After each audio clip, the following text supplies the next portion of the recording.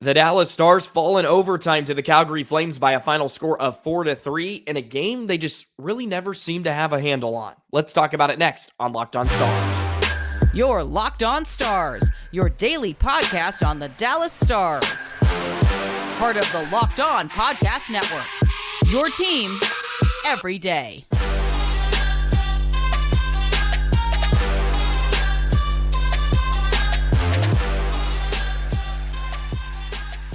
Howdy, Stars fans, and welcome back to another episode of Locked On Stars, part of the Locked On Podcast Network, your team every single day. It's a pleasure to be with you. I'm Joey Erickson, former producer 105.3 The Fan and play-by-play voice of the Chippewa Steel. Be sure to subscribe. We are free and available wherever you get your podcast and on YouTube. Be sure to hit that notification bell. And as always, thank you so much for making us a part of your day and making us your first listen. The Dallas Stars fall in overtime to the Calgary Flames last night by a final score of 4-3, where they played well enough to get the point, but not earn the full 2. Disappointing, but they did take 3 out of the possible 4 points in the road trip, which is the good sign as they head home on Saturday afternoon. And just really never seemed to have a grasp in the contest, even though they held a lead for quite a while. Mason Marchment popped a couple of goals in, which was a great sign, and we'll touch on him later and some of the great success he's been having this season. But first, today's episode is brought to you by FanDuel. Make every moment more. Right now, new customers get $150 in bonus bets with any winning $5 moneyline bet. That's $150. If your team wins, visit FanDuel.com/lockedon to get started. So we'll start here. I was thinking to myself in the first 10 minutes of the game that this was just a real frisky game inside the Saddle Dome. It was not going to be a lot of pretty plays. It felt like there was going to be a lot of ricochets and deflections and just kind of the puck bouncing around, and whoever had some puck luck that night was going to cash in a few times. And Calgary certainly had those, and so did the Stars in a lot of matters. But it just felt like Dallas really never had a handle on the game.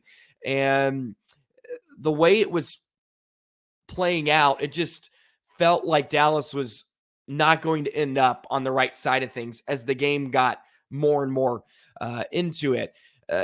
It was almost a complete opposite feeling of the game on Tuesday against Winnipeg, where it just felt like Dallas had a pulse on the entire game. They were forcing the issue. They controlled the puck for the majority of the time. They controlled possession and were just really controlling the pace of the entire game. And it just, it didn't have that feeling as Calgary really started to push in the final 8 minutes or so. And of course they cashed in twice in order to get one. They had a goal called back on a great coach's challenge from Pete DeBoer with a hand pass from Backlund and the Stars in, which at least took their goal back for the time, and Stars just needed to hang on for 5 minutes, and they couldn't. They were getting overwhelmed by Calgary and their ability to jump up in the rush, especially their defensemen. A big credit to Calgary. They played really well as an entire unit, and they probably deserved the entire 2 points. There was a lot of uncharacteristic plays from multiple guys in the contest. Miro made a couple of really terrible exits, or at least some clearing attempts, just throwing it off bodies on the backhand, some weak clearing attempts, which led to some chances. It led to one of the goals, but fortunately that got called back. Lundkvist early on just was making a lot of head-scratching plays too, which led to some great opportunities for Calgary. He didn't play the entire 5 minutes, I think, of the final 5 minutes of the third period, excuse me. So still not really playing him in some of those tense situations. And Calgary comes out with a full 2 points, and a big credit from them. They get goals from all three defensemen. If this was an audition for Tanev and Hanifin and the entire D group for Calgary, it went pretty darn well. Really, the big news was a couple hours before the game when Nikita Zadorov just got traded to Vancouver for a couple of picks. And so they were without him. And their decor actually played really, really solid. Tanev was phenomenal. Of course, he scores his first goal of the season. He blocks a ton of shots. I mean, Calgary blocked everything, it felt like, at stretches in the game. Stars could just not get anything through. They ended up with 23 block shots on the night. Hanifin picks up a goal. He looked really good. And Wedgewood was really good in the contest too. I mean, he made a couple of really big stops. I mean, the Stars were outshot in the second period, 11-1. I mean, that pretty much tells you how the game was kind of going at some point. The Stars got outshot in the third period, 13-5. It was 10-10 after the first 20 minutes. That was really the best period the Stars played, but they were only able to come out of that period even at 2 apiece. So just not a lot of things went their way in the contest, and they just didn't do enough to create chances for themselves. They didn't do enough to help them in a lot of these situations, and the Flames end up winning in overtime. Really weird overtime goal too, because was that not goaltender's interference? To me, on the Kadri goal, I mean, is there any doubt that he didn't interfere with Wedgewood catching the puck? I don't know. It just felt really weird. The whole game was kind of cloudy for me in a lot of that way. I don't know. That felt kind of textbook, but at the same time, I didn't expect it to go the way for Dallas, just because it was kind of bang bang. But I feel like Kadri sticks right in the glove of Wedgewood, which turns his glove down, and of course it ends up in the back of his net. I don't know. Either way, 3-on-3 wasn't really going the way the Stars would have liked, and they cashed in off a nice pass from Jonathan Huberdeau as well, who picks up a couple assists in the game. So but some positives. Thomas Harley looked really good. I mean, the first goal the Stars scored was really pretty. Robertson on the entry, a nice pass to Pavelski, and then just a beautiful little turn in the bump back to Harley, who goes top cheddar on Marchment to open the scoring on the night. And then the next two goals the Calgary scored were just some throw it in the mixer and get some good bounces. One goes off Suter, then it pinballs around. Hanifin comes in and bats it in to give themselves a 2-1 lead. But Marchment with a beautiful goal. Exactly a minute to go in the third period, off a shot from the point by Heiskanen. It hit Sagan right to Marchment, and he buries it up high on Markstrom to tie the game at 2. And then it was from there in the second period. I mean, looking at some of the numbers, at 5-on-5, it was even, but the Flames played with the puck for the majority of the time. Of course, he presented 60% for the Flames in the second period, 71% in the third period, 31 scoring chances, which was a tad bit more than the Stars in the contest. Dallas had 24 and just could not generate enough down the stretch. I mean, it was just the Stars trying to clear and get changes. They looked really tired down the stretch too. They were icing the puck a ton. They just could not make clean exits from their own zone, which there in 4 fed a lot of what Calgary was doing, and they just came downhill and really, really made the Stars pay. The offense just was not quite there. It was going to be a tough task with the way Calgary was playing too, and it almost hurt that the Stars were up in the game in the third period, because they fell into a trap of just playing not to lose. And that's never a good situation. I think if they were down, they would have created a lot more and probably had a bit more success on the offensive side of things. But they were trying to just cling on to the 1-goal lead. And Wedgewood was doing all he could as well, but it just was not enough. They were playing on their heels way, way too much. And Calgary cashed in to at least force the game to overtime. In a lot of ways, you got to be happy the Stars at least picked up a point, which is never a bad thing. But you would have loved to have the full 2 points. It was right there for the taking, but you get outshot 36-16. And it felt that way. It was pretty much all Flames in the second half of the game. But Marchment scores twice. First time he's done that since opening night a season ago, and he scores on a penalty shot. Beautiful little wrister up high on Marchment, or on Markstrom, excuse me. First time the Stars have scored on a penalty shot since 2019, if you can believe it. And that was Denis Gurianov against Carey Price. So some interesting things happened in the contest, but the Stars do fall by a final score of 4-3. Just did not play well enough to earn the extra point, unfortunately. But I think this was a great game too. That kind of shows the weaknesses of Dallas. They need help on the back end. Even their guys that they're looking for answers are struggling recently, just making a lot of uncharacteristic plays. Miro's into that category. Lundkvist has been a bit off lately. Hakanpää's been kind of a bright spot, actually. I feel like at least the last 2 games.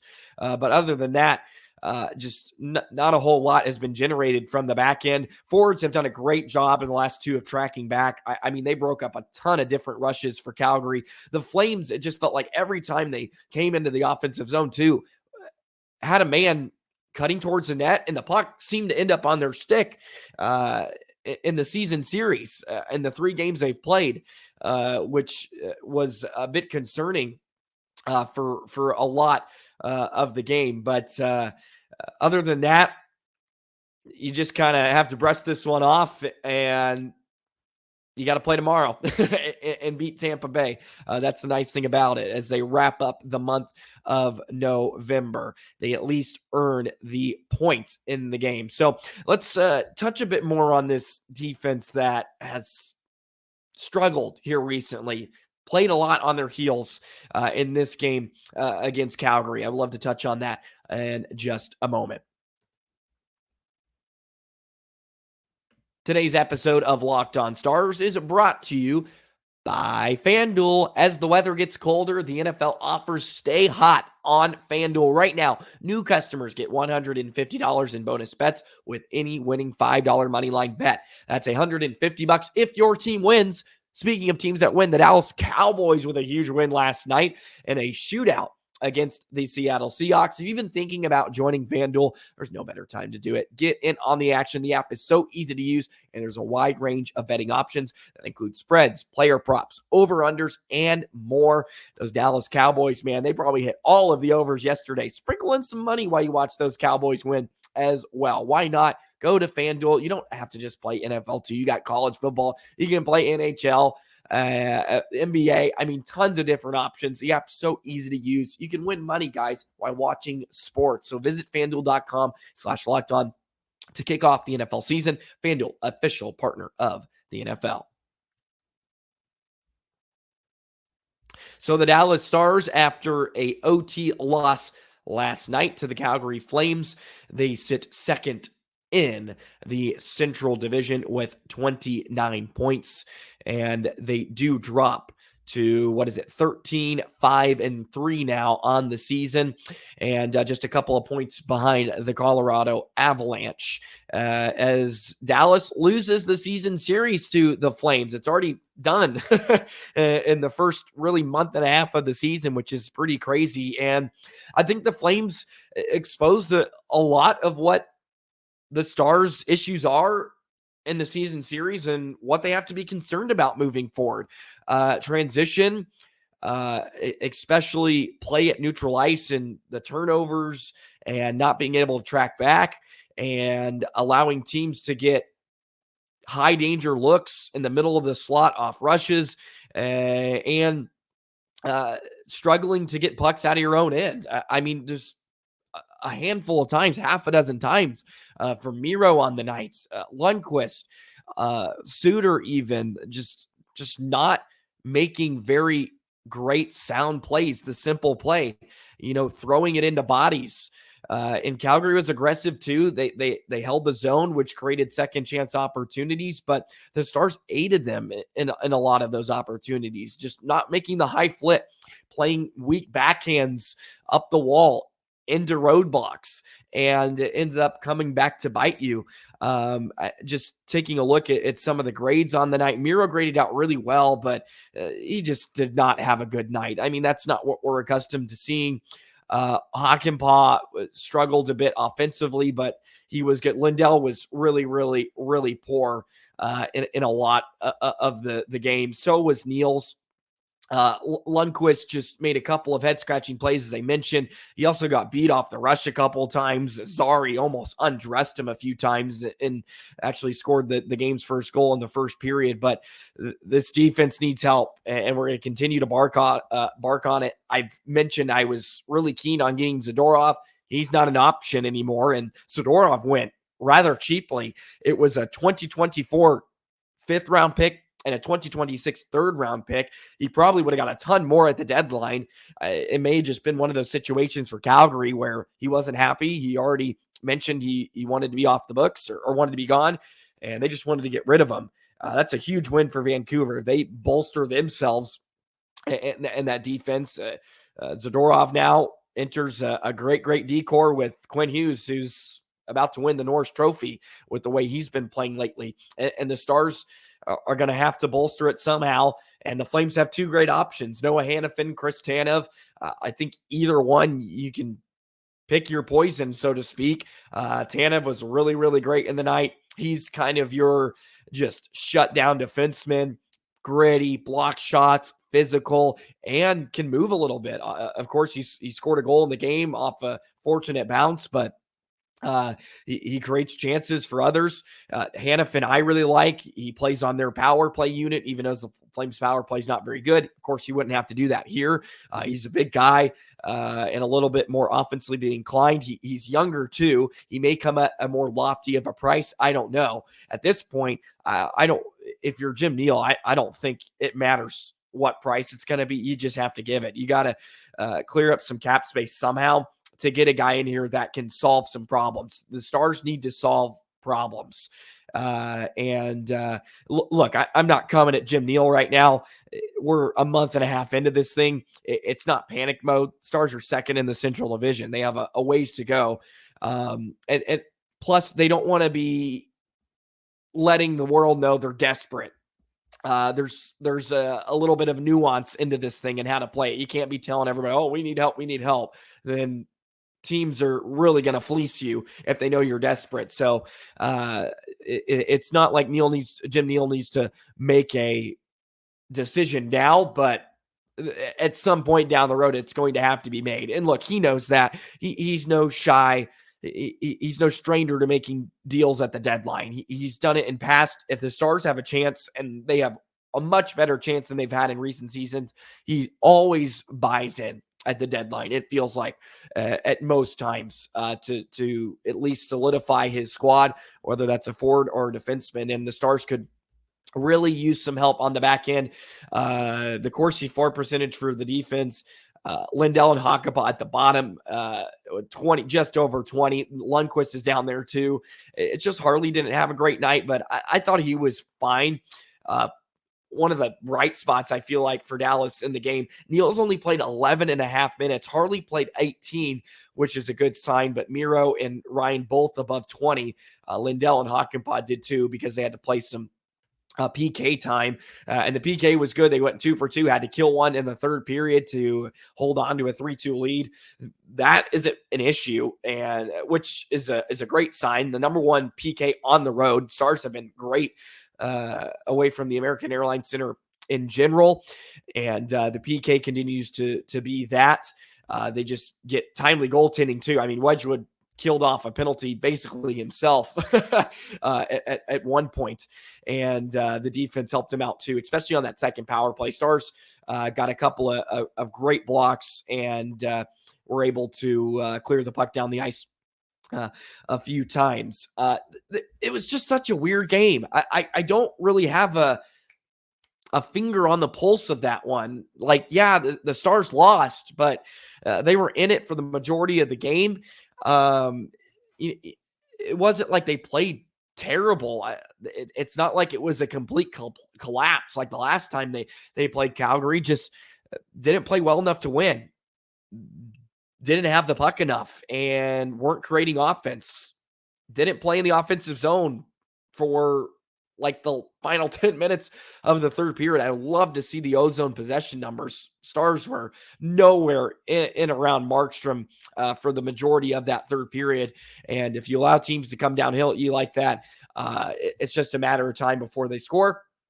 And they absolutely did. So Stars fall in OT, pick up 3 out of the possible 4 points on the road trip, which in the grand scheme of things is a good thing when looking back on it. There is such a thing as losing gracefully, and the Stars lost gracefully last night against Calgary. Let's talk about Mason Marchment a little bit as I just absolutely hammer my mic. Apologize for that.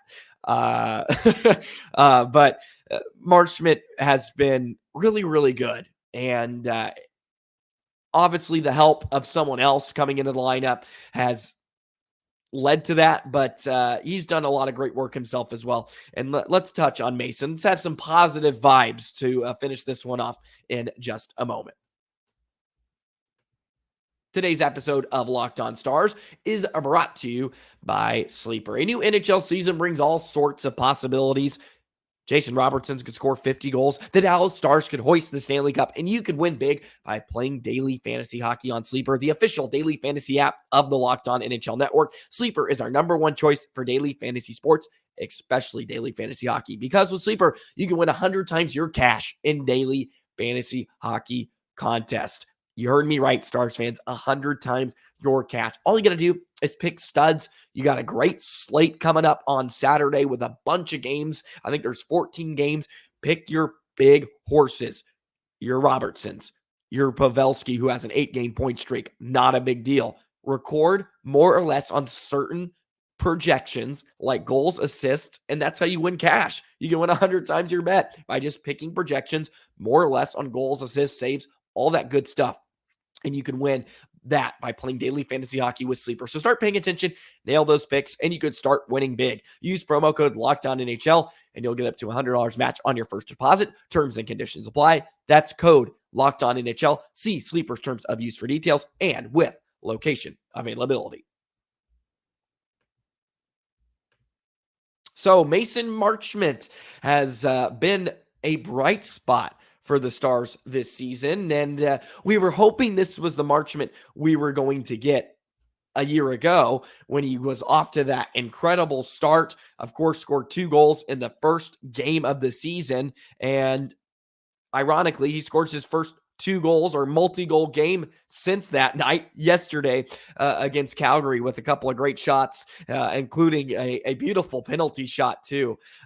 Stars haven't cashed in on one of those in a while since 2019, as I mentioned. So that was fun to watch. By the way, Locked On has started the first ever national sports 24 streaming channel. Go ahead and check that out. All of your local experts on Locked On, plus the national shows covering every league. So go on YouTube, subscribe to that, the first ever national sports 24/7 streaming channel.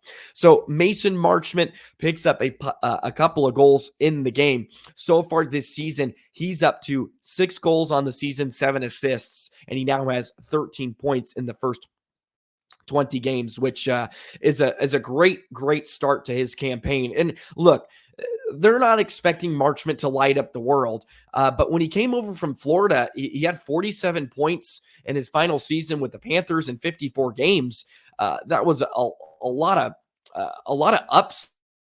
And they went in on him. They gave him a good deal to come over to Dallas, and his first season was rather disappointing, just 12 goals in 68 games and 31 points, but he's on a much better pace this season.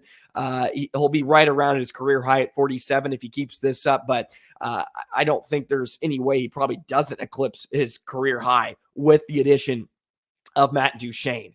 I'd be remiss not to mention that Matt Duchene has unlocked something in Marchment, but also Marchment is just playing a lot better. He's a lot more direct with his play, and I've always loved his gritty style.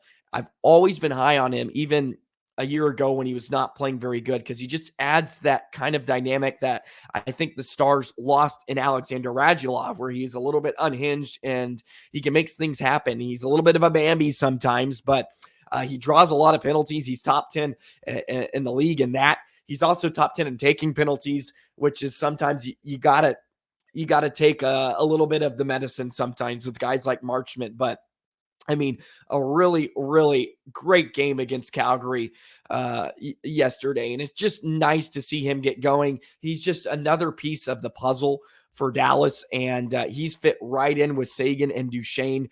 I think it's so great that Marchment is having a great start to the season so far. Hopefully he can continue that down the stretch. He actually graded out really, really well in the game yesterday. One of the highest scores that he's had in a game, just around 2, which was a great sign. He did a little bit of everything in the game.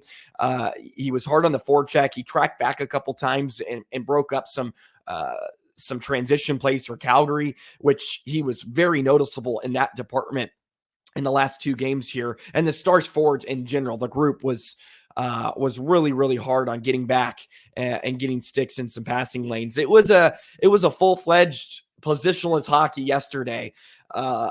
I mean, with both sides, defensemen playing forwards half the time in front of the nets. Of course, it was all defensemen who did the scoring besides the couple of Marchment goals. So it was a really, really weird game at the Saddledome, as I mentioned, and I'll keep saying that. I'll beat the dead horse because it was a contest that the Stars really never had a firm grasp on, and it was complete opposite to that game against Winnipeg. Sometimes it just feels like they're controlling everything. They're getting stops. They control the pace of play, and they're forcing the issue more times than not. And they were certainly not forcing the issue enough against Calgary. But they get to move on, play tomorrow afternoon. I'll be able to do a bonus episode of Locked On Stars tomorrow on Saturday. So very, very excited about that. So be on the lookout for that. Stars playing afternoon, noon game, by the way, 1 o'clock start. Very weird. But a 1 o'clock Saturday start for the Stars against the Tampa Bay Lightning. So that should be an intriguing matchup. Be sure to follow me on the Twitter at JoeyTheJet19. Thank you for another fantastic week of Locked On Stars. I hope you enjoy the weekend. We'll catch you next week if you don't get to the episode on Saturday, but appreciate all the love and support as well. Be sure to follow me on the Twitter. As I mentioned, feel free to comment your concerns about the Stars, your biggest takeaways, whatever you want. Go ahead and vent to me here as the Stars fall in OT to the Calgary Flames by a final score of 4-3 yesterday. That'll do it for the weekend. We'll see you next time. So long, Stars fans.